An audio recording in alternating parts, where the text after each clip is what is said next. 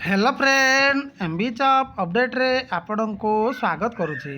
देखो मु अभय आईपीएस जे कि आमर ओएसएससी रो चेयरमैन अच्छी तांकर ऑफिशियली ट्विटर हैंडल खोली रखी जेमती कि अपकमिंग ओएसएससी सीजीएल रिक्रुटमेंट 2023 को लेकिन एक बिग अपडेट देइछंती।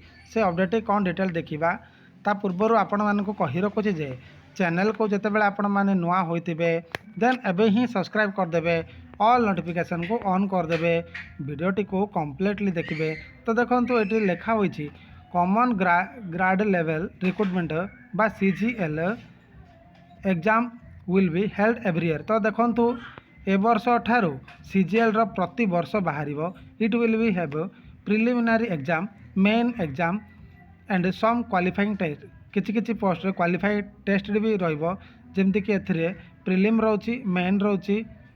सेपरी नेक्स्ट देला 19 service post are covered under CGLRE as approved by cabinet. तो देखो कैबिनेट ऑलरेडी अप्रूव्ड दे देइछंती जाकि 19टा विभाग रे अपकमिंग रिक्रुटमेंट आसुची। Detail advertisement likely in current month start prepare now. तो देखो यही मासरे ही यार सीजीएल एग्जामिनेशन रो नोटिफिकेशन देखा मिलिबो। सो प्रिपरेशन स्टार्ट कर दियंतु बोली एठी अभय सार जे कि ओएसएससी रो चेयरमैन अछंती से सूचना देइछंती। तो देखो ये थिला जहाँकि अपकमिंग ओएसएससी सीजीएल रिक्रुटमेंट 2023 को लेकिन एक बिग अपडेट रो सूचना। आई होप वीडियोटी भल लगी।